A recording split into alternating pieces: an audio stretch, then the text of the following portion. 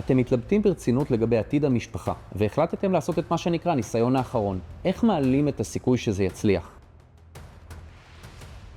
זוגות רבים רוצים מאוד להישאר יחד ולא לפרק. הולכים לטיפול זוגי אחד או שניים, לא מרגישים שזה זז וממהרים להתייאש. בשורה התחתונה, שום דבר לא משתנה והם באותו המקום. איך גורמים לזה לעבוד? ישנה שיטה חשובה, הלקוחה מתוך חדר הגישור שיכולה לעזור לכם בניסיון האחרון הזה. והשיטה היא, תיצרו התחייבות זוגית כתובה. זה בעצם הסכם, לפיו אתם מתחייבים להשקיע בקשר במשך זמן מוגדר. בהסכם תגדירו טיפול מקצועי, אישי וזוגי מתמשך לכל התקופה. תגדירו מטרות ברורות, לאיפה אתם צריכים לחזק את הקשר, כגון חיזוק החברות, שיפור התקשורת ועוד. תגדירו גם את הדרך לאיך תגיעו לשם. בנוסף תייצרו גם כללים של התכלס, כלומר איך מתנהלים בבית. תקבעו פגישות סטטוס קבועות לדון בהתקדמות. לבסוף, חשוב מאוד לחתום על ההסכם ביניכם כך שיהיה מחייב. לסיכום, בתקופת ההסכם אתם מה שנקרא all in, כלומר אתם נותנים הכל בשביל הניסיון הזה.